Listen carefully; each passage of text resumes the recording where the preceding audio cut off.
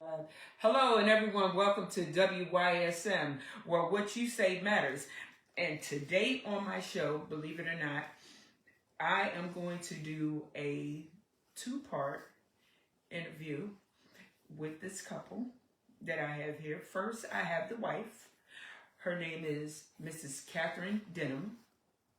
Her wife's name is Alicia, and they are licensed clinical social workers and registered play therapists, supervisors with a combined 40 plus years of experience in the mental health field. They specialize in working with children, families, and the LGBTQIA community, bringing a compassionate, creative, and client centered approach to their work. Both deeply believe in the healing power of play and self expression, often incorporating art and creativity into their therapeutic practices. Alicia draws on her background as an artist to support teens in exploring identity and emotional growth, while Catherine brings a wealth of experience with young children, adoptive families, and early development. Together, they often are a unique blend of clinical skill, creative insight, and heartfelt dedication to helping others thrive. So, everyone, help me in welcoming Miss Catherine Denham. Thank you so much. That's a wonderful intro. Yes.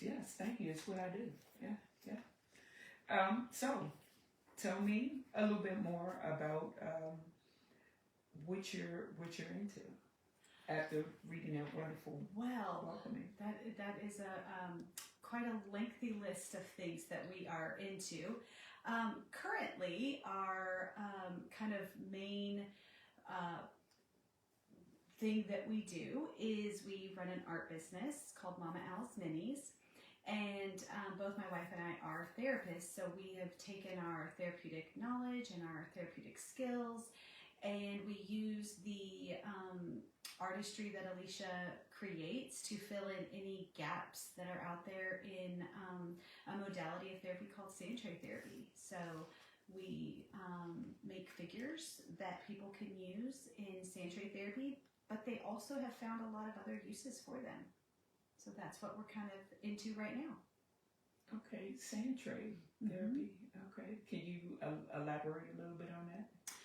So sand tray therapy is it's a modality of therapy where people, sometimes when people experience trauma, the words are really hard to find to express how you feel, to talk about how it's affected you.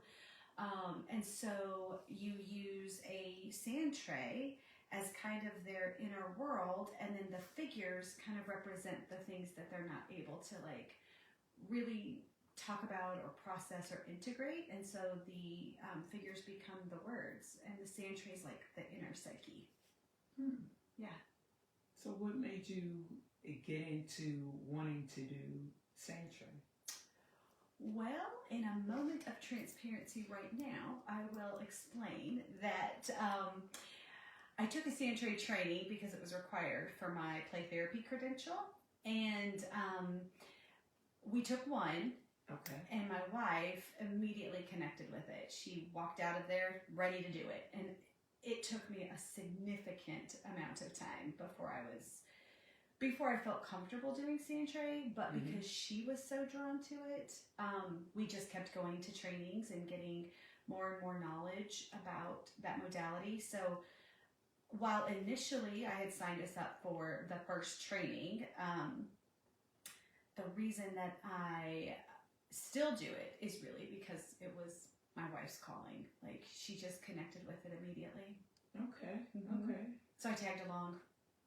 I can dig that. Yeah, I can dig it. That's kind of what I do. Okay. So now you said with your training. So with your training in the mental health field, would that be considered like an extra, like not under your credentials that you already have? Yeah, absolutely. So that's that would be your choice to take that on your own. 100%, yes. It's an extra little. It's a bump. Yeah. It's a bump. Yeah. So is that a I guess a license or a certificate that you have to upkeep? So what's interesting is there is, so Sandtray historically has fallen under the umbrella of play therapy. And about 5 years ago, there was an organization that decided to separate Sandtray from play therapy. And now we have a second organization that kind of acknowledges Sandtray as its own individual modality. Okay. And so you can be credentialed in just Sandtray now. And so that is something that Alicia and I are definitely working towards. Play therapy. Mm-hmm. What exactly is that? Oh, Because man. I haven't heard of play therapy until you said it. Okay. So I'm learning myself. Yeah. Because my wife is a therapist. Yeah. So certain things that she say, Mm-hmm. like to me, you just can't say something and expect for me, to understand as you go. Because I'm going to stop and I'm going to question you about it because I want to know, hey, you said that, what is that? What does that mean? That's probably true for a majority of people who've never heard of play therapy. So right. So I don't know question. I don't know what play therapy is.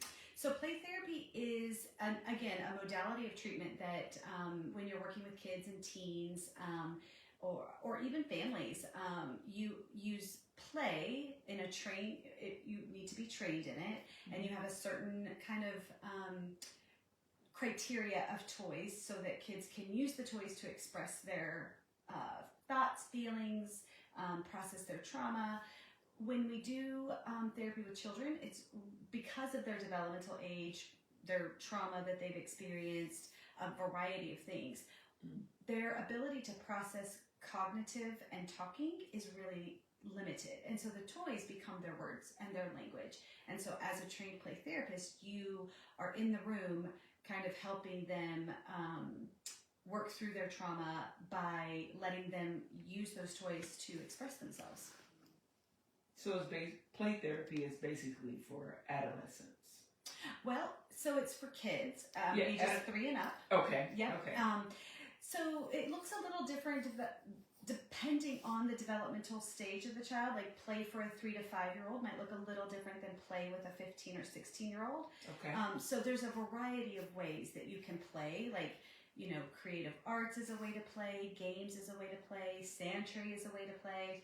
So, and that's why it requires a significant amount of training. So you can kind of follow the client's lead and where they need to be within that developmental stage. So is that how you diagnose them on what they may have?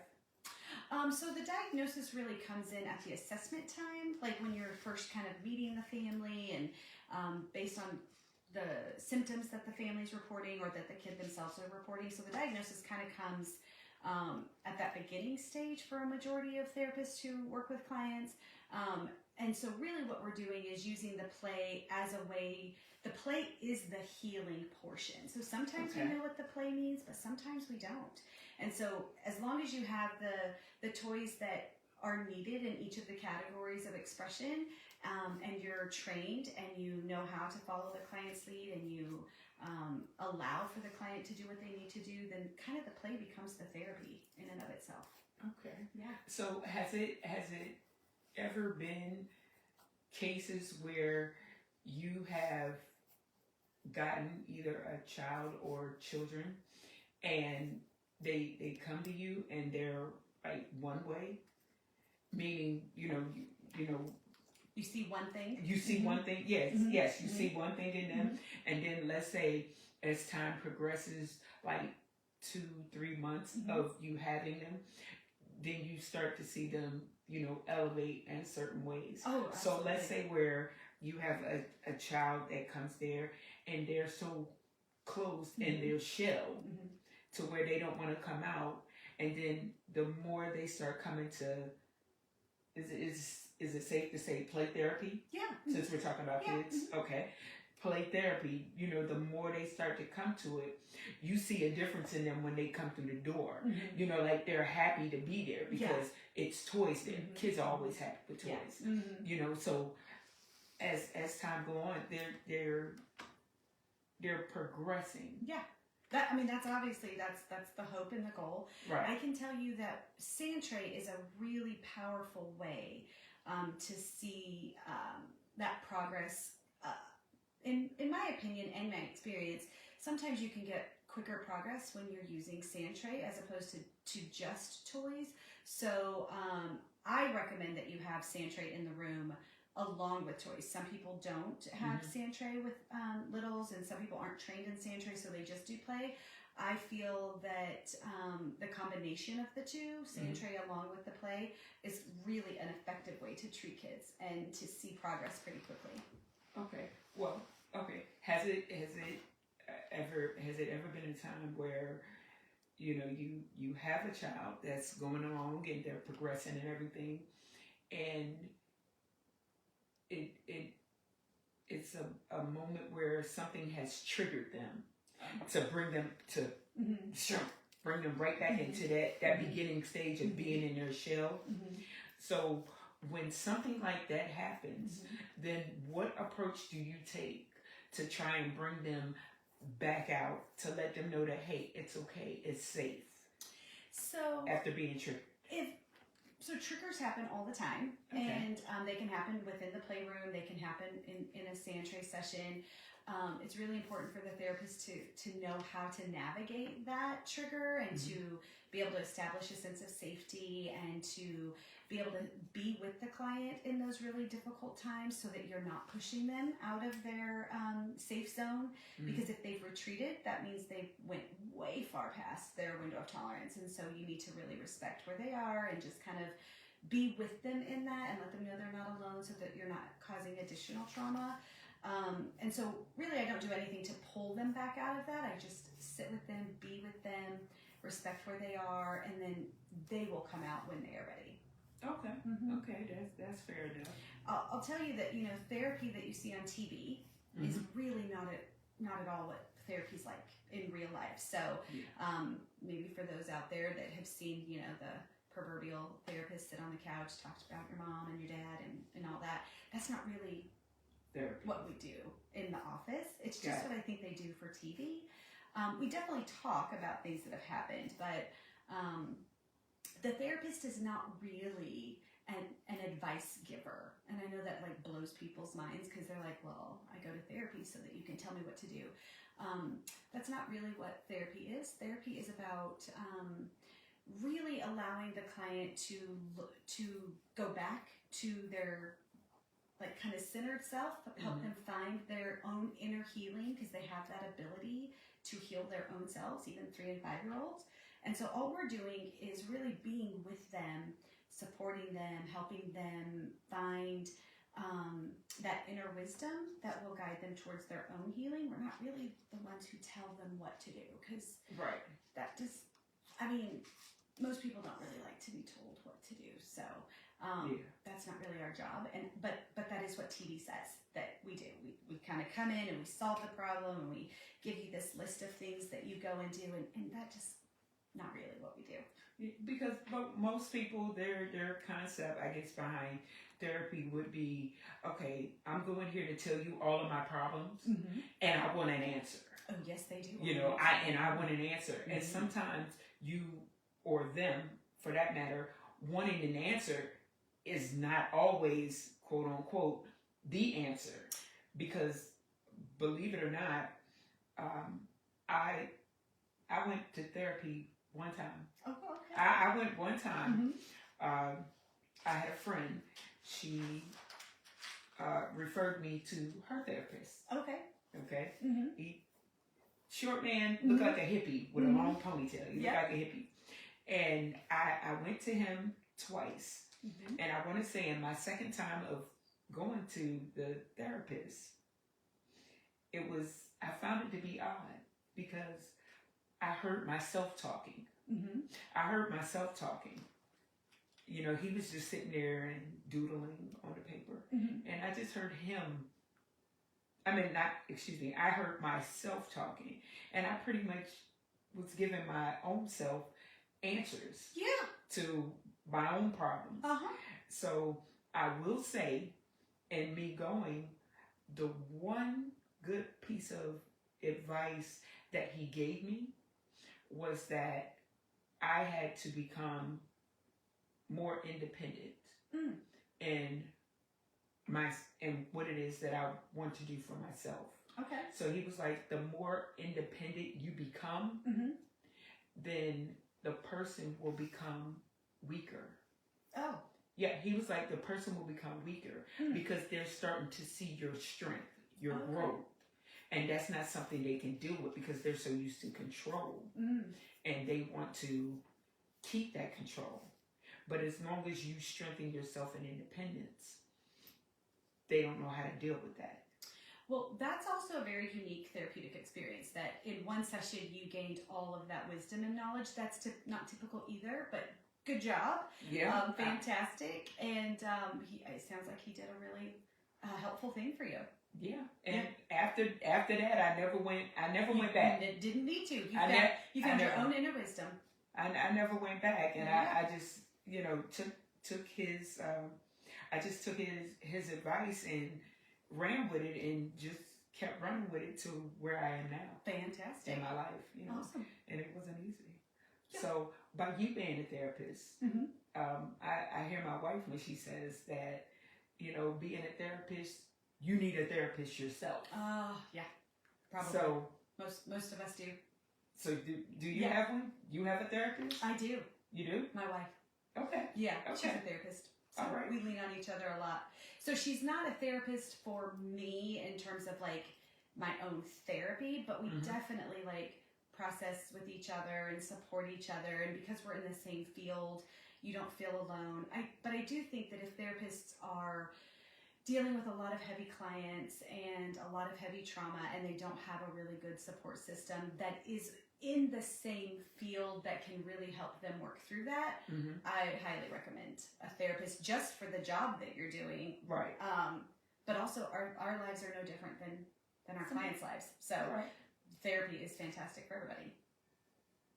I believe it, because for so long, it's the stigmatism of it's for white people.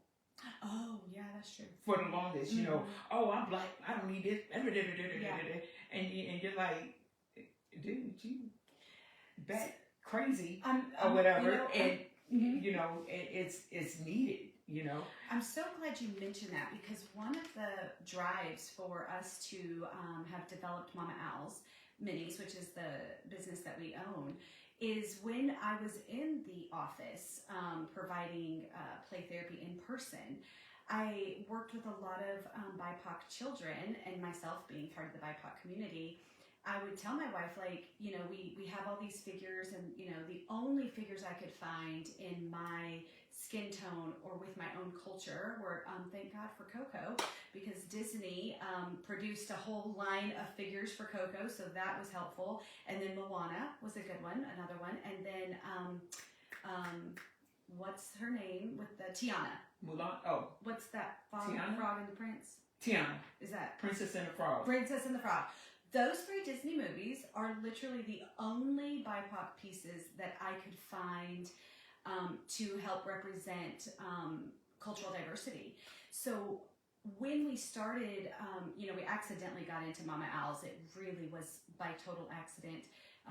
And when we started gaining momentum as a business and getting more and more requests from people, we made a commitment to each other that not only would we make pieces that represented the LGBT population, but also the BIPOC community would be another priority for us. So when you talk about that stigma, definitely exists within our, Black and brown communities.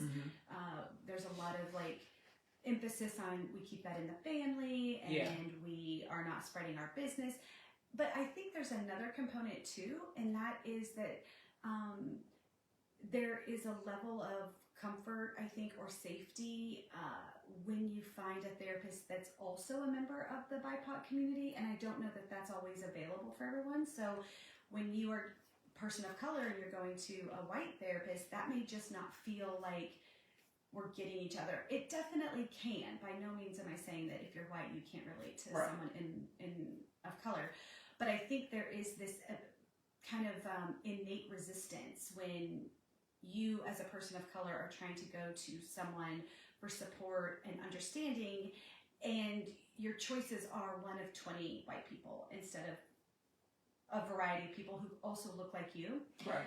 So one of the things that we really kind of pride ourselves on and stay really focused on is making sure that our figures represent that diversity, because we know how important representation is, and it absolutely matters. And so, you know, even sometimes we get customers who are like, "Can you please make this in a more lighter tone, a Caucasian tone?"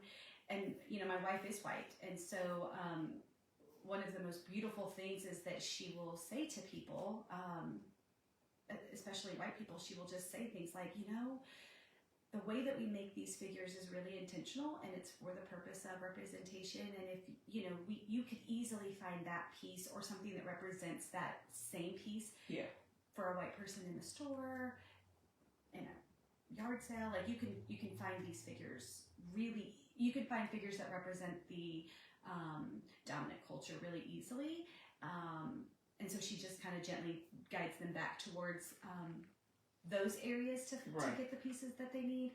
And then we stay really focused and committed to making pieces, like for instance, I have some right here in front of me. Okay. These pieces, you know, most of probably 90% of our pieces, if they have like any kind of a human representation figurally, it's most always in shades of brown and black. So this one is called our Tempest, and it's a woman who is kind of wrapped up in this tornado.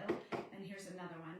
Also, my wife apparently likes to paint women. She is a very good artist. So also this figural woman is always in shades of black and brown. So definitely back to your comment about the stigma with communities of color, that definitely is an issue. And I think on our end, at least with Mama Owls, we are trying to help kind of support that journey therapeutically by providing pieces that represent those cultures and those people, and help them feel seen and represented and safe in their therapist office. Okay. Now, would you say that let's say with play therapy, would you say that it would be best to have like a group therapy or one-on-one? Oh, that's a great question. And truth be told, it really depends on the needs. So, I mean, there really isn't a one-way fits all. So I think it depends on what the symptoms are, what the concerns are, but I think both are very effective, individual and group. Okay. Because, you know, with kids, you know, let's say you have one that's on the spectrum or whatever have you, and there may be several other kids that are going to therapy for the same thing. Yeah, that's a great point. So let's say they're all in therapy together, and then they all find out that they all have that one thing in common with one another. Yeah. So it kind of like joins them. Yep. And you know, them having the same problem. I don't necessarily want to call it a problem, but the same struggle. Right. Yeah. Struggle. Definitely. That's a better word. Yeah. They all have the same struggle together, and now they don't feel like they're by themselves. Yes, and that's so huge. So, someone who's also on the autism spectrum, not feeling so alone is really helpful. So there is definitely value to group, and then definitely value to individual. Part of what we do at Mama Owls is really like one of our kind of underlying business principles really is it's people over profit, connection, relationship, because that really is ultimately the purpose of life, is to, I mean, that's the purpose of your podcast, is to just connect with people. You're doing it because you just love to connect. And so what we do is a way for people to connect. And the way that Alicia really makes the art and comes to these pieces is all through relationship and connection.